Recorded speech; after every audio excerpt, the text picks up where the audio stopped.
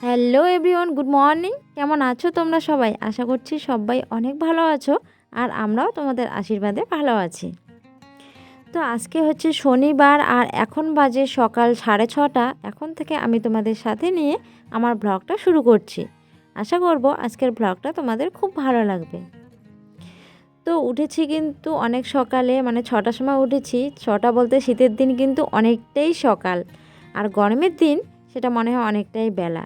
তো যাই হোক, সকাল সকাল বাসি কাজকর্ম সেরে সবার ফার্স্ট পুজোটা দিয়ে নিলাম। এটা তো আমার রোজ দিনের রুটিন, তোমরা জানোই। আর ঘুম থেকে উঠে বাসিকে সেরে স্নানের পরে ফার্স্ট পুজোটা দিতে ভালো লাগে, মনটাতেও বেশ শান্তি লাগে। তারপরে বাদবাকি কাজগুলো করলে আর টেনশন থাকে না যে আমার পুজো দিতে হবে। তারপরে পুজো দিয়ে ঠান্ডা লেগে গেল, ঠান্ডার সকাল তো, তাই ভাবলাম একটু সকাল সকাল গরম গরম চা বানিয়ে খেয়ে নিই। তো একটু বেশি করে লিগার দিয়ে চা বানিয়ে খেয়ে নিলাম সবাই মিলে। সবাই মিলে বলতে দুজন খেয়েছি, মা আর আমি। তো বর চা খায় না, ওর অত একটা নেশা নেই, হঠাৎই খায়। তারপরে মাম্মামকে একটু ম্যাগি বানিয়ে খাইয়ে দিলাম, কেননা আজকে একটু দেরি করে রান্না করব। মাম্মামের স্কুল নেই, আর বর আজকে কাজে যাবে না, তাই আজকে একটু দেরি করে রান্না বসাবো, মোটামুটি 11টার সময়, যাতে সবাই স্নান করে একবারে 12:30 1টার সময় খেতে পারে।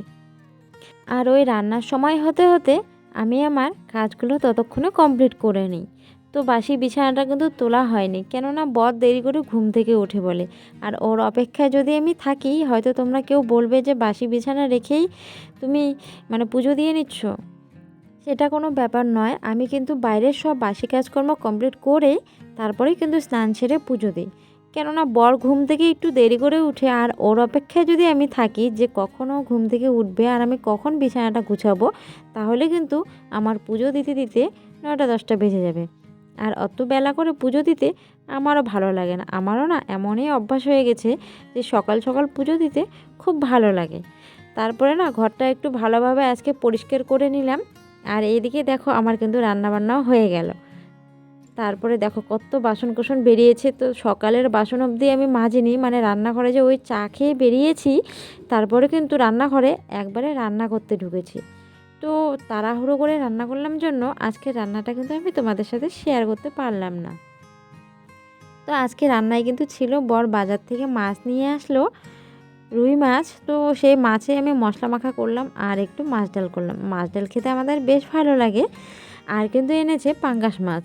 তো পাঙ্গাস মাছ আজকে আমি রান্না করব না, পাঙ্গাস মাছটা কালকের জন্য রেখে দিলাম। আর দেখো বাসন কতগুলো বেরিয়েছে। যাই হোক, রান্নাঘরের কাজটা দিকে কমপ্লিট করে আজকে রান্নাঘরটা ভালোভাবে ডিপ ক্লিন করব। আর রান্নাঘরটা তো রেগুলার ইউজ করা হয়, সব সময় রান্না করা হয়। আর ওই তেলের নোংরা দিয়ে না রান্নাঘরটা কেমন জানি নষ্ট হয়ে যাচ্ছে, আর অনেক জিনিসপত্র তেল চুপকু চুপকু হয়ে কেমন জানি হয়ে যাচ্ছে। তো ভাবলাম আজকে মানে আমার ওভেনের পেছনে যে ওয়ালটা আছে সেটা আজকে ভালো করে পরিষ্কার করে নেব।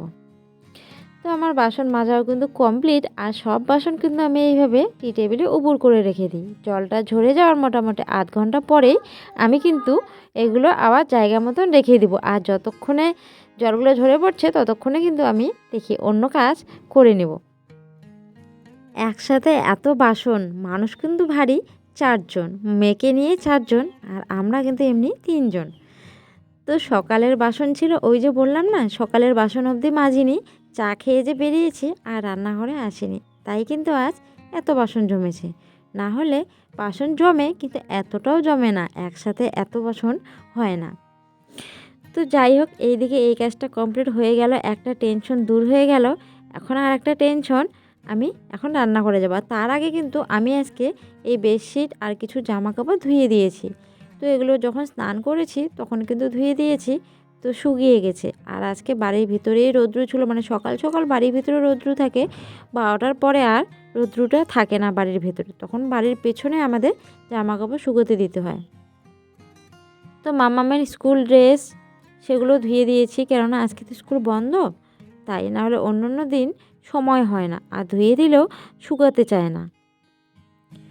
তারপরে চলো রান্নাঘরে চলে আসি। তো দেখো আমি কিন্তু বাসন মাজা যে ছোলা আছে সেটাতে কিন্তু আমি সাবান লাগিয়ে নিয়ে আসি, আর সেটা দিয়ে আজকে আমি খুব ভালো করে একদম পরিষ্কার করব। আর ওই যে কাপড়টা দেখতে পাচ্ছ না পাইপটার পাশে, সেটা কিন্তু আমি কেন রেখে দিই, কেননা ওভেনে যখন রান্না করি আমি তখন কিন্তু একটু হলেও তাপটা ওই পাইপটাতে লাগে, যখন লাগে তো গলে যাওয়ার চান্স থাকে, তাই কিন্তু আমি কাপড়টা দিয়ে রেখেছি যাতে ওখানে গরম আঁচটা না লাগে। আর দেখো পেছনটা তেলের নোংরা দিয়ে কেমন কালো হয়ে গেছে, এগুলো কিন্তু সব তেল লেগে আছে, মানে আঠা আঠা একদম হয়ে আছে, কি বলবো। তো অনেক জোরে জোরে ঘষে ঘষে আমার পরিষ্কার করতে হচ্ছে, যদিও আমি কিন্তু কিছুদিন পর পর পরিষ্কার করি, তবুও এমন নোংরা হয়। আর নোংরা হওয়ারই কারণ যেহেতু রান্নাঘরটাও ছোট আর রান্নাঘরের ওভেনের সাথে ওয়ালটা লাগানো আছে, তাই মোটামুটি কয়েকদিন ধরেই ভাবছি যে না, এটাকে ধরে আমার ভালো করে পরিষ্কার করতে হবে। তো সময় একদম হয়ে উঠছে না, আজকে যেহেতু ফ্রি আছি তো রান্না বান্না সেরেই কিন্তু আমি এগুলো একদম পরিষ্কার করতে ধরলাম। আর দেখো পেছনে যে টিনটা আছে একদম কালো কালো হয়েছিল, আর এখন ঘষে নিলাম জন্য দেখো কতটা পরিষ্কার দেখা যাচ্ছে।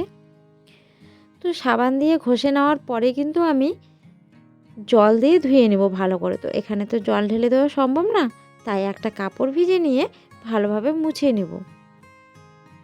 যেহেতু সবারই খাওয়া দাওয়া শেষ আর আমার বাদ বাকি যে কাজকর্ম আছে সেগুলোও কিন্তু মোটামুটি কমপ্লিট করে রেখেছি, জামা কাপড় সব কিছু গুছিয়ে রেখে আমি কিন্তু রান্নাঘরে এসেছি। আর ভাবলাম একবার রান্নার আগেই রান্নাঘরটা পরিষ্কার করে নিই, তারপরে ভাবলাম না, রান্না করলে তো আরও নোংরা হয়ে যাবে, তাই রান্নাটা করেই পরিষ্কার করে নিই। আর একবার যখন পরিষ্কার করতে ধরবো তখন কিন্তু অর্ধেকটা পরিষ্কার করে রাখতে ইচ্ছা করবে না, আর ওইদিকে কিন্তু আমার রান্নারও বেলা হয়ে যাবে, তখন তো আমি সময় মতন খেতেও দিতে পারবো না, তাই না? তাই খাওয়াটা সময় মতনই আমাদের খাওয়া উচিত। আর আমি কিন্তু এখানে বালতিতে করে একদম জল নিয়ে আসি, বারবার তো টিউবওয়েল যাওয়া সম্ভব না, তাই জল দিয়ে একদম ভালো করে মুছে নিচ্ছি। আর ওভেনটাও কিন্তু বেশ দাগ দাগ হয়ে গেছিলো, তাই ভাবলাম সেটাকেও ভালো করে পরিষ্কার করে নিই। তো দেখো মোছার পরে কিন্তু অনেকটা পরিষ্কার লাগছে, আগের তুলনায় অনেকটা লাগছে। তো বন্ধুরা আজকের ব্লগটা যদি তোমাদের ভালো লাগে তাহলে প্লিজ একটা লাইক করে কমেন্ট করে আমার পাশে থেকো। আর যারা নতুন বন্ধু তাদের বলছি ভিডিওটা দেখে যদি একটুও ভালো লাগে থাকে তাহলে সাবস্ক্রাইব করে পাশে থাকা বেল আইকনটা অল করে দিও। আর সবাইকে অনেক ভালোবাসা, আমাকে সবাই এভাবেই ভালোবাসো, আমার পাশে থেকো। তোমাদের ভালোবাসায় আর সাপোর্টে আমি অনেকটা দূর এগিয়ে যেতে চাই। প্লিজ সবাই আমাকে সাপোর্ট করো, আমার পাশে থেকো। আর তারপরে দেখো রান্নাঘরটা কিন্তু এখন অনেকটাই পরিষ্কার আর সুন্দর লাগছে। আমি কিন্তু রান্না করার পরে প্রতিদিনই এভাবে ঘরটা মুছিয়ে রাখি, তো অন্য দিন শেয়ার করি না, ভাবলাম আজকে তোমাদের সাথে শেয়ার করি।